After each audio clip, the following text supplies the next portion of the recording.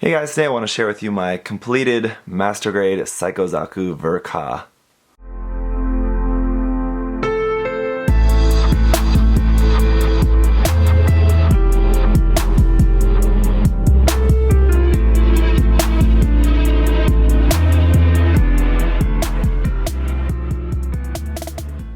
So I've actually had this kit completed for a few weeks now, but I've just been kind of lazy about getting it in front of the camera and documenting it here for you guys, but finally getting around to taking some pictures and videos, and so here we go. Here's a look at this. Obviously, as you're seeing it now, this is just the Zaku, just the mobile suit itself. This is my turntable here that doesn't have a motor in it, so I'm just going to turn this around here a bit for you guys before I switch up the bass. But anyway, just wanted to talk a little bit about what I did. I really only want to talk about this a little bit, and then basically just give you guys just the normal kind of video montage of showing you a bunch of different angles, then obviously as it's getting loaded up with all its weapons and stuff. So basically, in terms of like any physical modifications I made to the kit, really all I did for that was just the shoulder spikes. Just cut those down just because I didn't really like the shoulder spikes here. They were just kind of too long, pointy. They just kind of didn't really work too well for me. So just actually this is the piece that was there, and then there's like a little peg there, and then the spike actually plugs onto that. So just cut off the little peg, just sanded those smooth, and that's pretty much it. Also, I just omitted all of the plastic joint coverings and the pipe coverings. So like on the joints, those are just the normal joints for the knees and the elbows there. And then for the coverings for the pipes, obviously the kit doesn't come with these piping parts. Unfortunately, I really wish that it would have, but it didn't. You do have like the inner part, and that's what you feed the plastic cover around.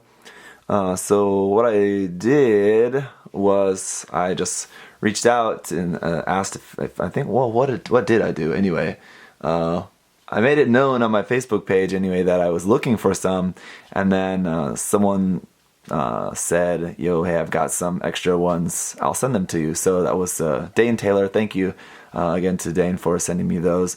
So yeah, those are just from the regular high mobility type Zaku 2, and they fit on there pretty well. Except like on the waist section and on the head section, I had to go one less tube part on each side, just because the inner part where they fit onto is shaped a little bit differently, so I just couldn't really get them all to fit on there properly. So I think it looks okay anyway, and it came out really well. Obviously, the other biggest difference is just the color change. I wanted to go with a different, more custom color. I guess it's not more custom, but just a different custom color scheme for this, and I'm pretty happy with this. I actually spent a lot of time trying to nail down the color scheme that I wanted to go with for this. I finally had to just settle on something and decided to go with this one, so I'm pretty happy with this. I'll put a list down below of all the colors that I used for the kits. I know people have asked like what colors exactly that I used, so I'll just list all those down in the information section of the video down below, so you can check that out. And then I guess the other kind of custom-ish thing that I did was change up the logo. I wanted to use all just the decals that were included with the kit, but I wanted to make it just a little bit different because obviously it has a different color scheme.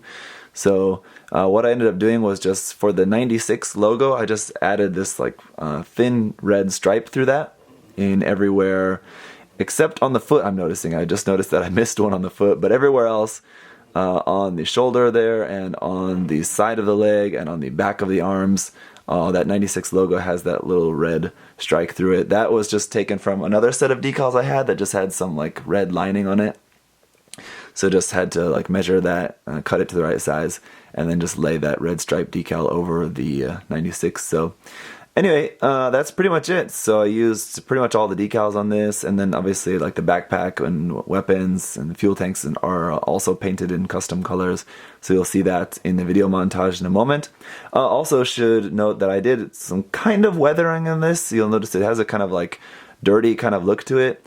That was just a kind of filter that I applied onto this just to kind of dirty it up a little bit so that it looked like it's just kind of been in space and in use, but not like weathered, damaged, but just kind of dirty, basically.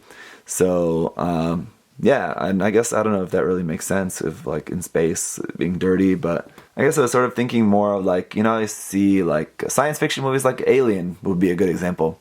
Like the inside of the spaceship in Alien, how it has that really kind of like lived in feel to it, and I think like a Moon would be another good example, where just everything's just kind of a little bit just dirty. It's not like dirt, but it's just from other things just in the atmosphere, I guess. So I don't know. But anyway, so that's what I did, and I think that just kind of helped just give all the colors just a uniform feel to them. It's mostly all just different colors of gray, and I selected all the different colors of gray intentionally, that they were all kind of like warm tones of gray, so that they would all kind of go together pretty well.